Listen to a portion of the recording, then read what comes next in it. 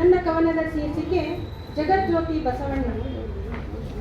ಪರಮಾತ್ಮನ ಕರುಣೆಯ ಕಂದನಾಗಿ ಅವತರಿಸಿ ಲೋಕಕ್ಕೆ ಹೊಸ ಧರ್ಮವೊಂದನ್ನು ಪರಿಚಯಿಸಿ ಮಾದಲಾಂಬಿಕೆಯರ ಉದರದಲ್ಲಿ ಜನಿಸಿ ಧರೆಗೆ ಬಂದರು ಜಗಜ್ಯೋತಿ ಬಸವಣ್ಣರೆನಿಸಿ ವೈಶಾಖ ಮಾಸದಲ್ಲಿ ಉದಯಿಸಿದ ಆಕಾಶದೀಪ ಅಜ್ಞಾನಕ್ಕೆ ಕೊಟ್ಟರು ಜ್ಞಾನವೆಂಬ ಮೂರ್ತರೂಪ. ವಚನದಲ್ಲಿ ಕಾಣಬೇಕು ಇವರ ಪ್ರತಿರೂಪ. ಬಸವನೆಂಬುದು ಎಂದಿಗೂ ಆರದ ದೀಪ. ಜಾತಿ ಪದ್ಧತಿಯ ವಿರುದ್ಧ ಧ್ವನಿ ಎತ್ತಿ ಪ್ರತಿಯೊಬ್ಬರಲ್ಲಿ ಭಕ್ತಿ ಎಂಬ ಬೀಜವ ಬಿತ್ತಿ 10 ಹಲವು ಕಟ್ಟುಪಾಡುಗಳನ್ನು ಕಿತ್ತಿ ಸಮಾಜದಲ್ಲಿ ಬದುಕಲು ತಿಳಿಸಿದರು ತಲೆ ಎತ್ತಿ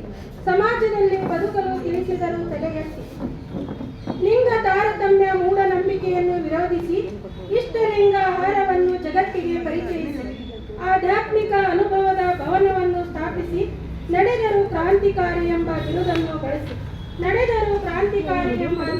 ಬಳಸಿ ಅನುಭವ ಮಂಟಪವನ್ನು ಸ್ಥಾಪಿಸಿದ ರೂವಾರಿ, ಜಾತೀಯತೆಯ ಅರಿವು ಮೂಡಿಸಿದ ಭಂಡಾರಿ, ಅಂತರ್ಜಾತಿ ವಿವಾಹವನ್ನು ಪ್ರೋತ್ಸಾಹಿಸಿದ ಕ್ರಾಂತಿಕಾರಿ, ಕಾಯಕವೇ ಕೈಲಾಸವೆಂದು ತತ್ವ ಸಾರಿದ ಚಿಂತನಕಾರಿ.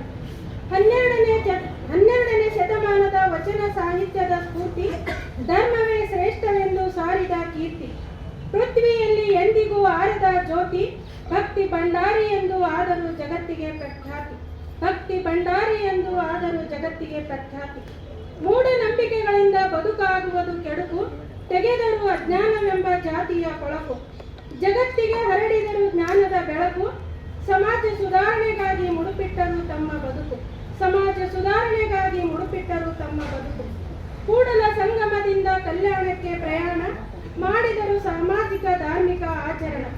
ಹಲವಾರು ವಚನಗಳ ಸಾಹಿತ್ಯದ ಶರಣ, ವಚನಗಳಿಂದ ಪೃಥ್ವಿಯಲ್ಲಿ ಎಂದಿಗೂ ಚಿರಸ್ಮರಣ. ಅವಕಾಶಕ್ಕಾಗಿ ಎಲ್ಲರಿಗೂ